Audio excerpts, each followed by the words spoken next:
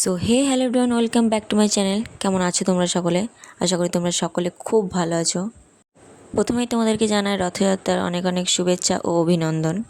জানো তো, আজকের দিনে না মা তারা মন্দির থেকে বেরিয়ে এসে গোটা তারাপীঠ ঘুরবে। এই দিনটা আমাদের কাছে একটা খুব খুব গুরুত্বপূর্ণ একটা দিন। মন্দিরের সামনে গিয়ে তো অনেক মানুষ তার ইচ্ছাগুলোকে প্রকাশ করে। আজ না হয় মা তারাকে একটা খোলা আকাশের নিচে আমাদের ইচ্ছাগুলোকে আজকে প্রকাশ করতে চাই।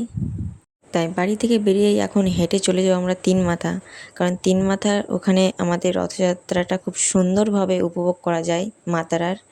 আর এখন চলে এসেছি তিন মাথা, আর তিন মাথাতে এসে দেখছি এক জায়গায় গাছ বিতরণ করছে। তাই আমিও ঝটপট লাইন দিয়ে গাছটা নিলাম। আর আমি কি গাছ নিয়েছি তোমরা একটু গেস করার কমেন্টে বলো। জানি না তোমাদের সামনে কতটা কি গুছিয়ে বলতে পেরেছি বা পারছি। তো যাই হোক, তোমরা তো দেখতেই পাচ্ছ কত লোক মা তারার কাছকে দর্শন করার জন্য এসছে, কত দূর দূরান্ত থেকে। যত রথ কাছে আসছে তত ভিড় বাড়ছে। তো সেই মুহূর্তটা চলে এলো, রথ আমাদের সামনে চলে এসছে এখন। এবছর এই নতুন রথটা তৈরি করা হয়েছে মা তারার জন্য। আর কেমন হয়েছে অবশ্যই কিন্তু তোমরা বলতে ভুলবে না।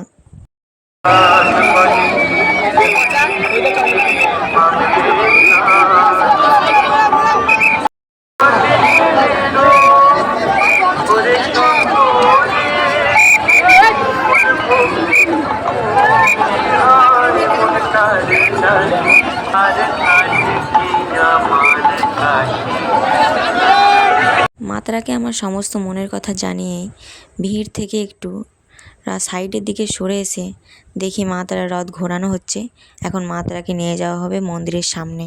আর দেখো, পুরো আকাশ জুড়ে মেঘ এসছে, হয়তো এখনই বৃষ্টি নামবে। তাই আমরা ঝটপট কিছু জিলেপি, কিছু পাঁপড় কিনে বাড়ির দিকে রওনা দিই। আর তোমরাও কে কে তারাপীঠের রথ দেখেছো অবশ্যই কিন্তু কমেন্টে জানাবে। Tata, bye bye. আজকের মতন ব্লগ এখানেই শেষ।